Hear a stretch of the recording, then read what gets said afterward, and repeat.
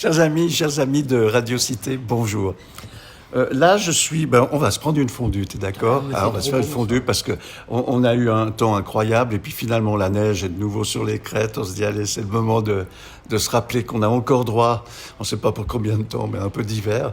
Donc on va en profiter, t'es d'accord? On va en profiter au maximum. Tu te rappelles André Schmid, oui, qu'on s'est vu ici le 22 novembre ouais, juste 2022, d'accord, parce que tu étais avec Nathalie et tous les deux, vous étiez excités comme des puces quelque part parce que vous étiez en train de préparer un truc d'enfer.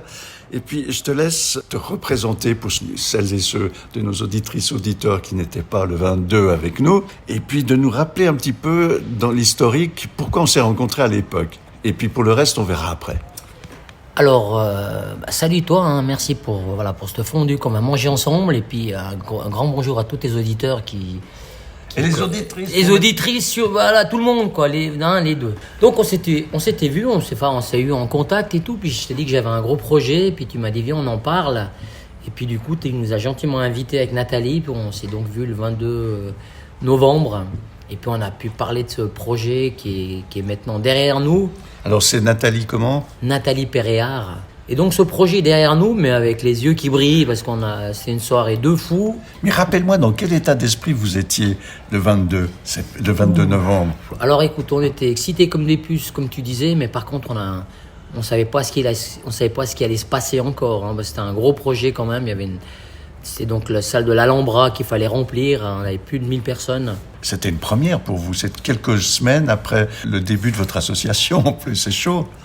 L'association s'est créée, je crois, une semaine avant l'ouverture. Mais on a pu travailler avec une autre association que je vais donner le nom. Hein, c'est le Rock and Truck Festival, qui font plein de choses à Genève aussi. Grâce à eux, on a pu travailler ensemble.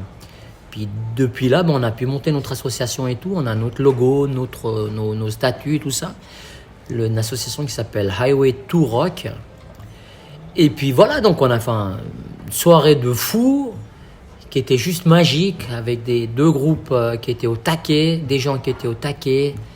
Et puis c'était une soirée magnifique avec le rencontre de deux groupes un peu vieillots de Genève, hein, le Bolac et ça. Vieillot, attends, rock'n'roll n'est jamais mort. Parle-nous un peu de ces deux groupes. Bon, t'avais le Bolac de Bâle qui ont commencé la soirée, qui fêtait leurs 45 ans. 45 ans d'existence, c'est quand même énorme, tu vois. Et puis, il ne faut pas oublier que d'abord, on avait Gaspard Butch qui nous présentait la soirée avec Paul Savary. Ça faisait partie des surprises. Tu ne voulais pas nous en parler le 22 novembre. Alors, qu'est-ce qu'il y a eu comme autre surprise? Alors, la première surprise, c'était donc les deux qu'on présentait la soirée. Ils nous ont fait un petit film entre les deux concerts pour montrer aux gens. Il y avait un truc super sympa qu'ils ont fait. On a eu des effeuilleuses qui sont venues danser aussi avant la fin, qui nous ont fait monter la température juste avant le final. Les effeuilleuses, c'était pas le feuillu de plan les watts, là, je pense. Non, c'était pas pareil. Non, c'était 4-5 filles qui nous ont fait un joli petit spectacle sur un Joe Cocker, la fameuse chanson là, qui a duré 1 minute et demie avant l'arrivée du gâteau, pour célébrer 78 ans de rock'n'roll à Genève avec le Bolac de Bâle et Savachir. Et c'était une soirée juste mémorable. Alors, fais-moi vraiment regretter définitivement, sois impitoyable. Moi, j'ai pas pu y être parce que j'étais simplement pas à Genève ce jour-là et je pouvais pas me libérer d'autre chose. Allez, maintenant, comment ça s'est passé cette soirée, au fond? Écoute, franchement, c'était un truc de fou, mais on s'y attendait pas du tout. Déjà, on s'attendait pas on a fait sold out, ce qui veut dire que l'Alhambra tous les billets étaient vendus. Et puis on a dû même, 2 semaines avant, on a dû ouvrir un étage en haut, tellement ça a fonctionné. Donc on a eu plus de 1100 billets vendus et tout ça. Et puis, dans la soirée, il y a eu quelques gens qui n'ont pas pu venir, ils étaient malades entre la grippe, le Covid, tout ça. Donc du coup, on a pu faire rentrer des gens qui sont arrivés, qui n'avaient plus de billets. On a quand même trouvé une combine pour les faire rentrer. Parce qu'il y avait un compteur, et puis on a pu faire venir beaucoup plus de monde que prévu. Puis c'était un début, depuis le début à la fin, c'était magnifique. C'était juste exceptionnel. Je sais pas comment expliquer. Tout le monde était de bonne humeur, il y avait une ambiance de fou. Puis c'était aussi c'est la 2e fois que les deux groupes jouaient ensemble. C'était pas un festival extérieur, donc c'était un festival. C'était une soirée de concert les deux. Donc de voir le Bolac et Savachir ensemble, Et à la fin de la soirée, avec le Savachier, on a pu jouer Va promener le chien avec le Bolac de balle ensemble. Je te jure. Il y avait des tambours aussi. Il y avait des tambours qu'on a fait venir, qui sont venus jouer avec Savachier. Donc le final, je t'explique, donc le Bolac, Savachier, les tambours, les effeuilleuses, mes gamins qui sont venus sur scène. Il y avait des copains sur scène. C'était juste une fiesta énorme. Alors, les 2-3 jours qui ont suivi, sur les réseaux sociaux, j'ai vu des petits extraits de vidéos qui ont été prises. Oui. J'ai pas regardé plus parce que c'est pas du rock, c'est du blues que j'aurais eu. donc, qu'est-ce qu'il y a quelque chose de plus, je dirais pas formel, mais de plus clair en vidéo qui a été pris sur cette soirée? Alors écoute, oui, on a donc depuis l'association, on a un nouvel arrivant qui est Jean-Claude Brussineau, qui s'occupait de Festiverment à l'époque et tout ça, puis qui est super doué dans tout ce qui est médias et comment dire, tu sais, quand tu dois préparer un truc de presse pour envoyer aux radios et tout ça. Donc lui, il a rejoint l'association, il nous a fait un petit documentaire, il nous a déjà fait un petit film, puis là, il est en train de monter un petit DVD de la soirée avec tout ce qui s'est passé du début à la fin. Ah bah écoute, voilà, ça c'est un vrai dossier de presse, ça. Ça, c'est un super dossier de presse, mais on a été gâtés grâce à lui, hein. Donc, je pense que, en ayant des souvenirs tels que ceux-ci, ça doit vous aider à vous dire c'est quoi la prochaine étape? Alors, écoute, d'un côté, ça fait peur parce qu'on a été pris un peu par voilà, ça s'est tellement bien passé qu'on se dit qu'est-ce qu'on va faire la deuxième fois, tu vois. Mais on veut rester dans la passion, on veut pas forcément chaque fois faire des trucs immenses. D'ailleurs, je profite pour dire qu'on va refaire un truc le 2 avril. Qui devrait normalement se passer au temple des eaux vives. On attend l'accord encore du temple, juste pour être sûr. Et puis là, on part sur un projet un peu plus petit, mais c'est aussi une salle.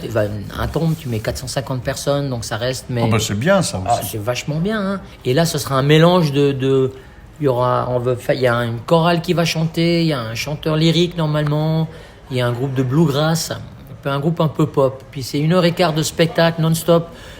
Pour balader les gens dans 4 univers complètement différents pendant 1h15. Et donc voilà, on est reparti sur ce projet, puis là on est au début, donc on recommence à zéro, et comme on a fait avant, rechercher des sponsors, rechercher des partenaires, et ainsi de suite. Si j'entends bien, vous n'êtes pas forcément, je dirais pas fossilisé, mais gravé dans le marbre, une organisation pour du festival rock'n'roll. Vous envisagez de faire des choses de façon beaucoup plus large.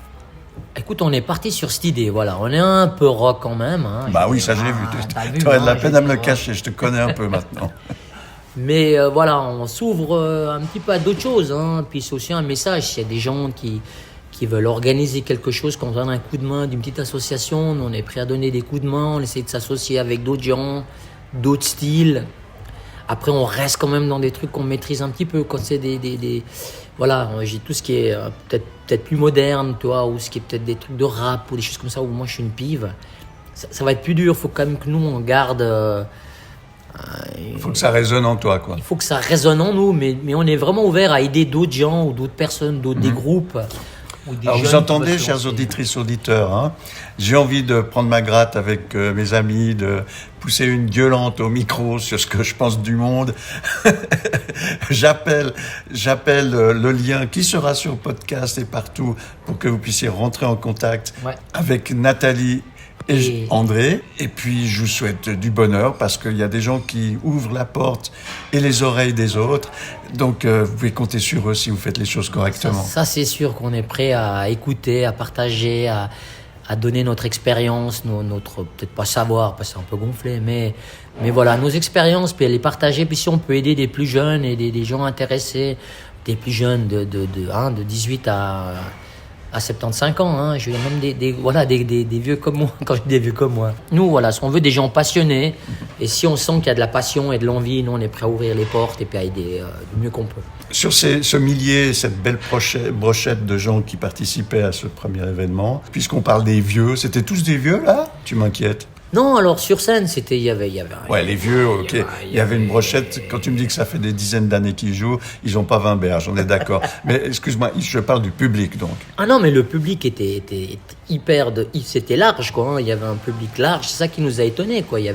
Ça allait de 18 ans à 80 ans, donc Mais le plus beau, Michel, là-dedans, ce que j'ai aimé, c'est la réunion entre les deux groupes, les deux mondes.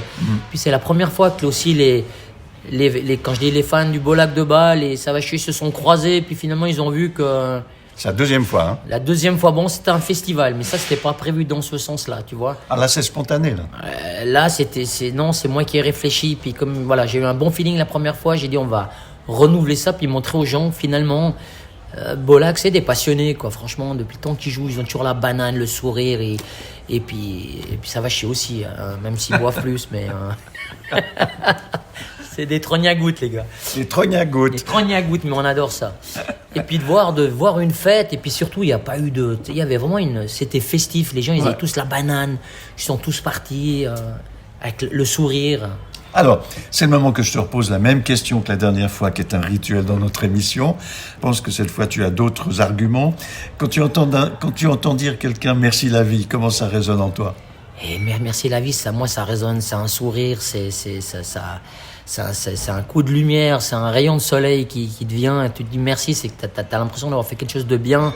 Et puis surtout, t'essayes toi aussi de rendre et puis de dire merci par exemple à toi, Michel, tu vois, qui m'a recontacté, on se revoit, on mange une fondue. Je te remercie, c'était sympa. Mais c'est pas bon ça, la vie. Mais évidemment.